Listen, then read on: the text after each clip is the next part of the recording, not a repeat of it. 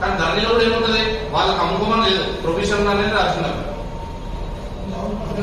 సరే వాళ్ళకి లాభంగా పంట ఎప్పుడు వచ్చింది, జరిగింది 84 లో జరిగింది.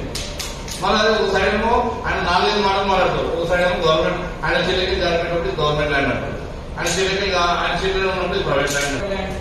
ఆయనది గవర్నమెంట్ ల్యాండ్ అయితే ఆయన ఫామ్ హౌస్ ఎట్లా కట్టుకున్నాడు. స్టేట్ మొన్న రంగరాజు గారిని మేము తీసుకెళ్తే స్టేటస్ కోలో పెట్టి వచ్చినాడు. స్టేటస్ కోల్ ఆల్రెడీ కంప్యూటర్ వాళ్ళు కడుతూనే ఉన్నాడు. మేము కోర్టునే ఉన్నామండి, కోర్టులో ఉంది, కోర్టులో ఉన్నాక ఎంత ఇస్తాం. కోర్టు వచ్చినాయి 5 ఆర్డర్లో మాకు వస్తుందని తెలిసి ఆయన ఏం చేస్తున్నాడు అంటే మొత్తం నోటీలు నింపేస్తున్నాడు. మేము వచ్చేటప్పుడు నోటీలు ఉంటే ఏం చేస్తాం, మా ప్రెసిడెంట్ గారిని కాల్ చేసి తంజోడుగా మీకు 500 గదాలు మీరు తీసినప్పుడు ఆడ కూడా పెట్టాను. 500 మంది మీరు చచ్చిపోయారు, 5,000 మంది చచ్చిపోయిన కూడా నేను రాలేను. ఇక అసలు మనం ఆంధ్రప్రదేశ్లోనే ఉన్నాం, తెలంగాణలోనే ఉన్నాం.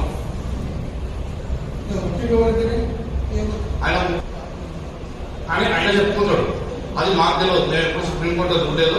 ఆయన ఎప్పుడు సుప్రీంకోర్టులో మేమైతే ఎప్పుడు చూడలేదు. అతను బయట సొంత బ్రదర్ తమ్ముడు ఫుడ్ కార్పొరేషన్ లో చైర్మన్ అతను కాంగ్రెస్ లో, ఇతనేమో టీఆర్ఎస్. అంటే ఆ పార్టీకి వస్తే నేను చేస్తే ఈ పార్టీకి వస్తే